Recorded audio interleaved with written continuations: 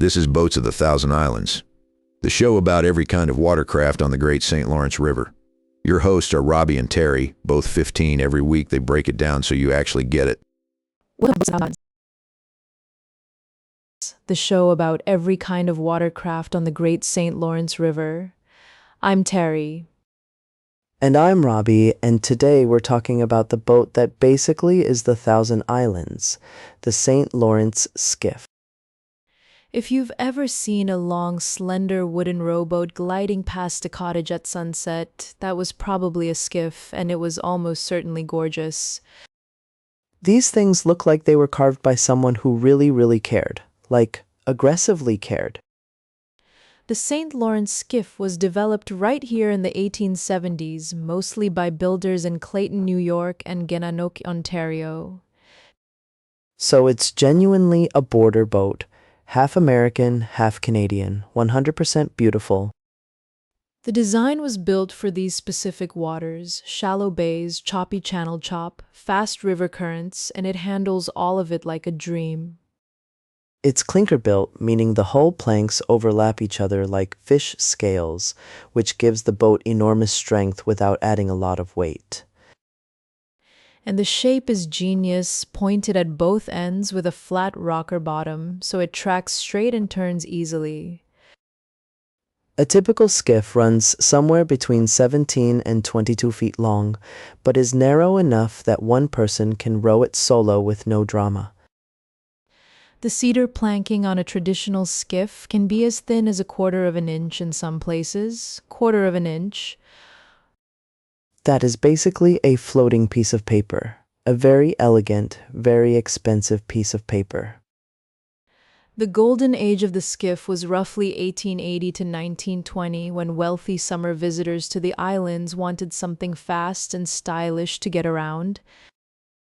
These were the summer people, steel barons, railway tycoons, and they did not want to be seen puttering around in something boring.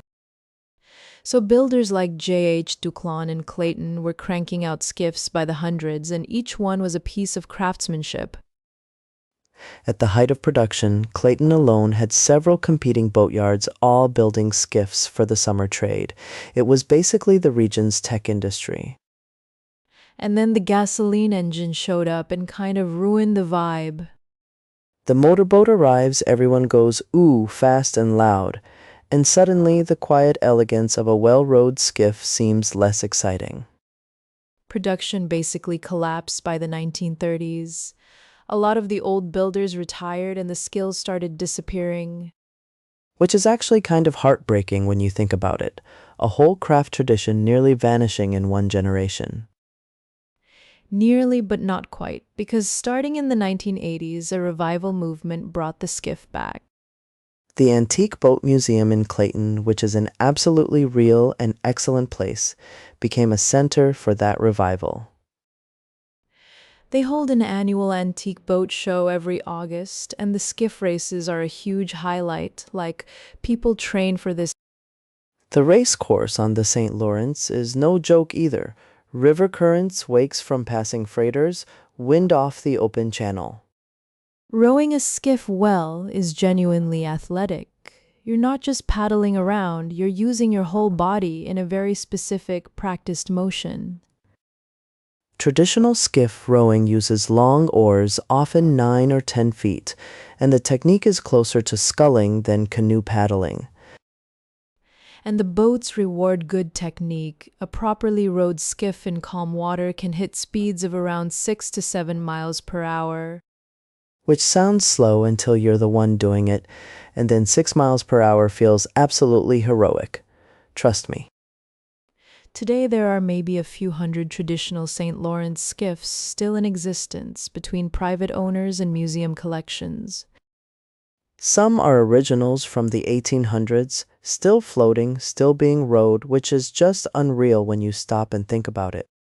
A well-maintained cedar skiff can last well over 100 years if it's stored properly and recalked when needed. There's also a community of modern builders keeping the craft alive, people hand-cutting ribs and steaming planks the same way it was done in 1880.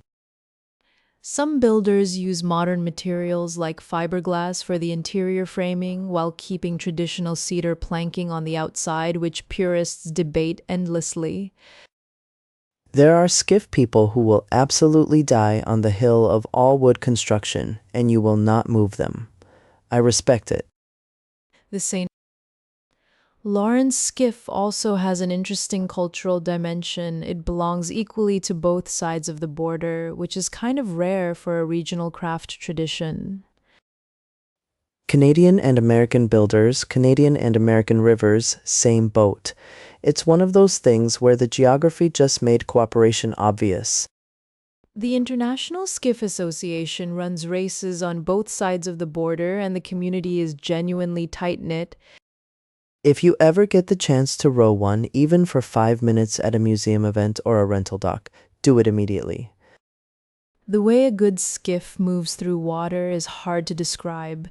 It's quiet and efficient and somehow feels faster than it is. It's the kind of boat that makes you understand why people fell in love with these waters in the first place. And why they kept coming back summer after summer for 150 years. The skiff isn't just a boat, it's basically the Thousand Islands in wooden form, and that's a beautiful thing to be. If you want to learn more, the Antique Boat Museum in Clayton, New York has an incredible collection and hosts builders' workshops every season. Thanks for rowing along with us today. We'll see you next week on Boats of the Thousand Islands.